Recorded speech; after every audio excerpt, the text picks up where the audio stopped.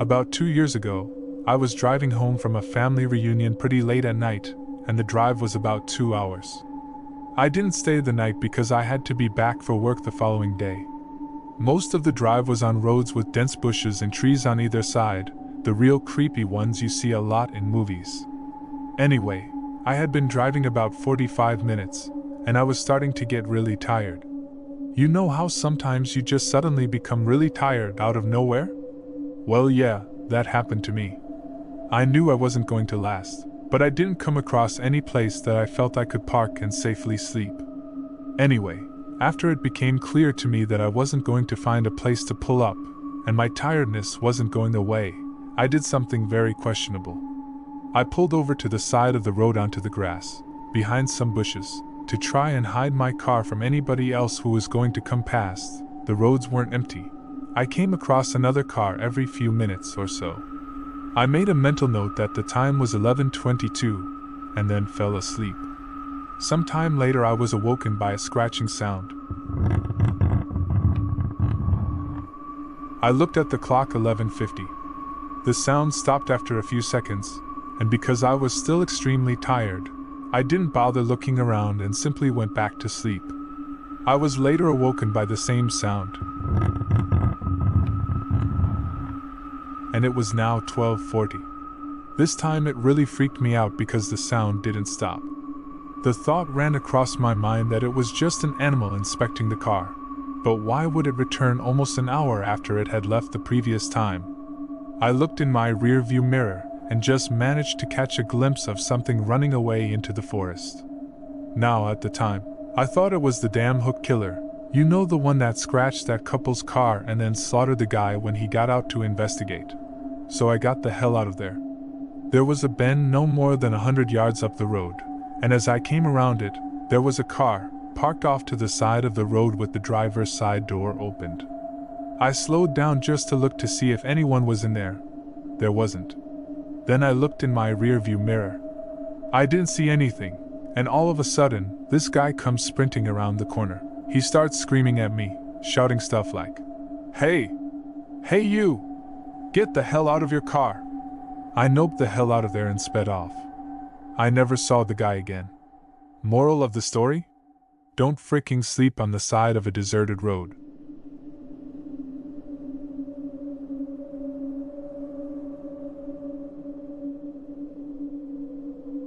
Back in 2014, I worked for a relatively large manufacturing plant in Vermont. The shift that I worked was 12 hours long from 5 p.m. to 5 a.m.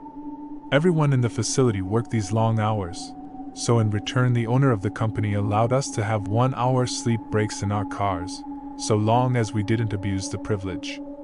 For the sake of safety we had to drive off-site for these breaks.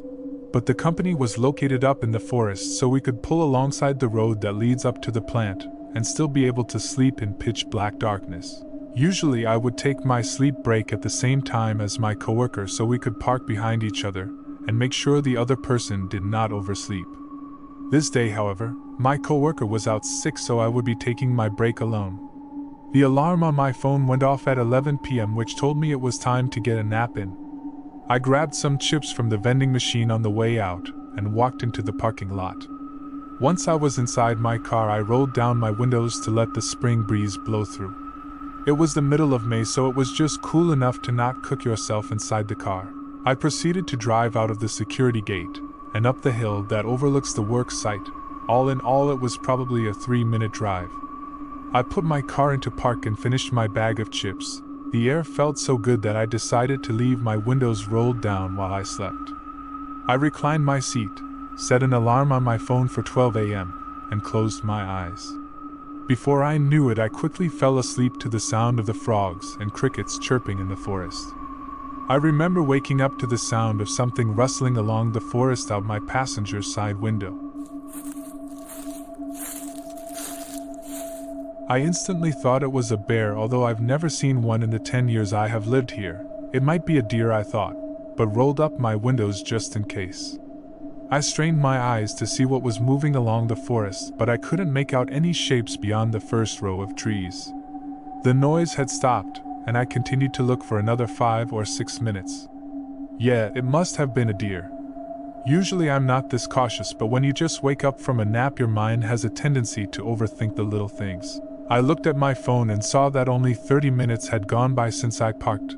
I decided I was going to try to make the most out of what little time I had left. I went to recline my seat and my eyes were met with a disheveled-looking man that had his face pressed up against my driver's side window. I jolted and every hair on my body felt like it had electricity running through it.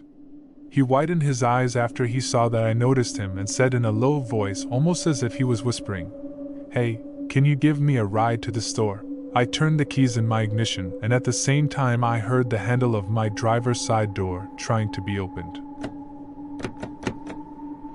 The man started pounding on the glass and I floored it out of there and did not look back at all. I just remember keeping my head down in case he had a gun and tried to shoot at me. I didn't stop until I was at the security gate to tell the guard what I had saw.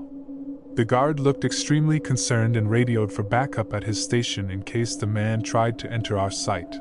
The police were contacted to search the perimeter of fencing that runs around our entire company, and they reported that they were not able to find anyone out along the road. From that day on I never took another sleep break and am now extremely cautious of my surroundings every time I am in the parking lot of work. It's been 6 years since this event, and I still sometimes feel like I am going to see his face pressed up against the window of my bedroom one night.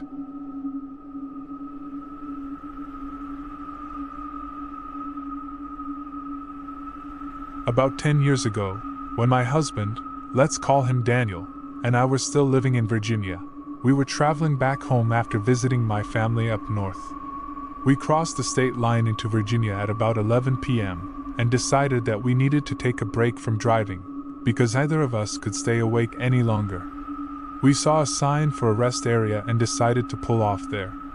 We both reclined our seats and within minutes, fell asleep. 30 minutes later I woke up because my arm had fallen asleep. I shook away the pins and needles and started to close my eyes again. That's when I saw a peculiar-looking man sitting on a bench just outside of the restrooms. He was wearing dark jeans, a black hoodie, and sunglasses, despite it being nearly midnight. I couldn't tell for sure because of the sunglasses, but it seemed like he was looking right at me. I decided he was probably nothing to worry about, and tried to go back to sleep. After about 15 minutes of trying to get some sleep, I gave up. I opened my eyes and sat up. The man was no longer sitting on the bench. I assumed he left. I was wrong. I looked out the window and noticed a dark figure move behind a tree that was maybe 30 feet from the side of our car. It was the man.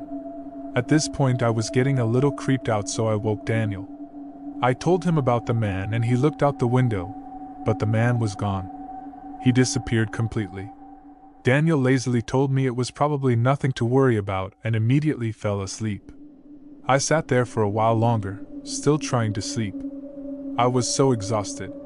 I was finally about to drift off when I saw the man walking straight towards our car. I made sure the doors were locked and urgently woke Daniel again. He rolled down his window and confronted the man. "Do you need something, mister?" he said. "I was hoping one of you would have a cell phone that I might be able to borrow." "Pay phone ain't working and my car broke down," replied the man. He had a raspy voice and a thick southern drawl. Daniel lied and told him we didn't have cell phone service. The man let out a sharp, annoyed sigh and stopped approaching the car. He was standing fairly close. I noticed that he had very striking features.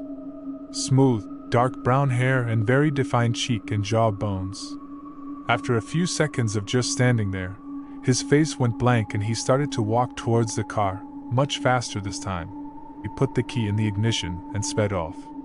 At the time, we didn't know what this man's deal was, but a few weeks later, Daniel and I were in the kitchen making dinner with the local news playing in the background. I heard the alert noise that our news station used when there was breaking news. I decided to watch, and as soon as I looked at the screen, my body went cold. There was a picture of the man who had been watching us at the rest area. Captioned underneath his picture was, "Serial killer caught and arrested." The reporter went on to say that this man has killed at least 8 people, possibly more. He targeted people sleeping in their cars. After his victims were sound asleep, he would break out a window and kill them by slitting their throats. We were almost his next victims.